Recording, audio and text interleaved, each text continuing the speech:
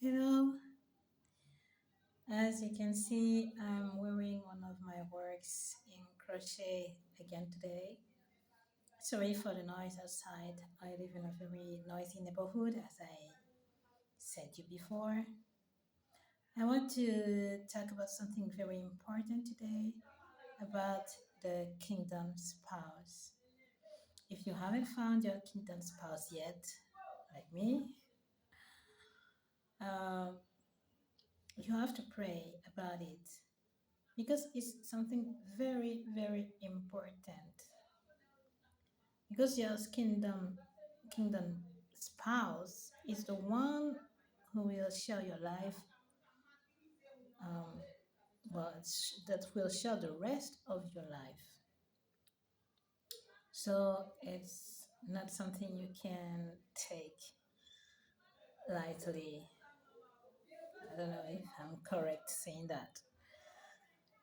Um, I want to share my experience with you because the first time that I asked God if someone was my kingdom spouse, if someone was the one God had for me, I was in my 20s. It was the first time that I felt in love because before I liked people on TV and people that would never talk to. I would never talk to or um, would never meet. Um, so that specific person was in my classroom. He was my classmate, and I asked God about him. And the same night that I prayed about it, I had a dream.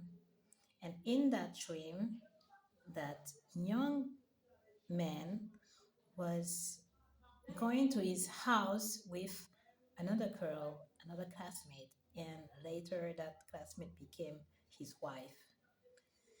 And in the morning, when I went to school, things happened exactly like in my dream. So I was so surprised that I had a crisis. I couldn't breathe properly. It was it was really weird. It was so exact that I couldn't doubt God's answer. So it depends on the kind of relationship you have with God. God will reply and answer you in a different way depending on your relationship with Him.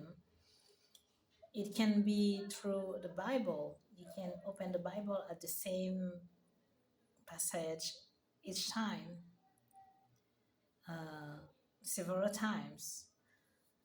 But it can be another way, something written or something someone says, but never rely on your own feelings because feelings most of the time don't come from God.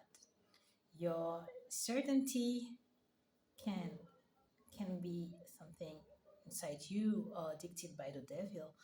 I don't know, but be careful about that. Don't count on your feelings. Um, it happened to me once. I count on my feelings. I counted on my feelings, and I heard a deep little voice inside of me that was about my wounds, my injuries, my past traumas, all that, my lack of confidence. I was desperate also. And I heard that voice saying, "Is it the real one?" I, it was something deep, and I thought it was the Holy Spirit talking to me, but it was not. Because when I asked God about that later, God didn't answer. It's very important to know that when God doesn't answer, it means that the person isn't for you. and don't be disobedient, following uh, following your own feelings instead of God's will. And that's what I did, not because I wanted to be disobedient, but because I truly wanted to have someone in my life at the time. And I found out that this person was a real narcissist. Uh, that person was um, rude, had a double face, and I still, till today, I don't know what that person really wanted to do with me, because his attitude was very, very weird when the second time I met him. And well, it's a long story. I had to share it with you another time. Um, well, anyway, when you are anointed, when you are following God's words, and when you are obedient, the devil will send a lot of counterfeit lovers, and you have to be aware of that. Each time he will send you a counterfeit lover.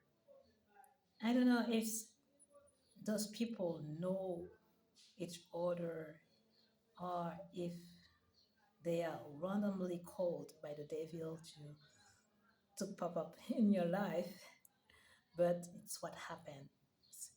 And it happened to me a lot of times.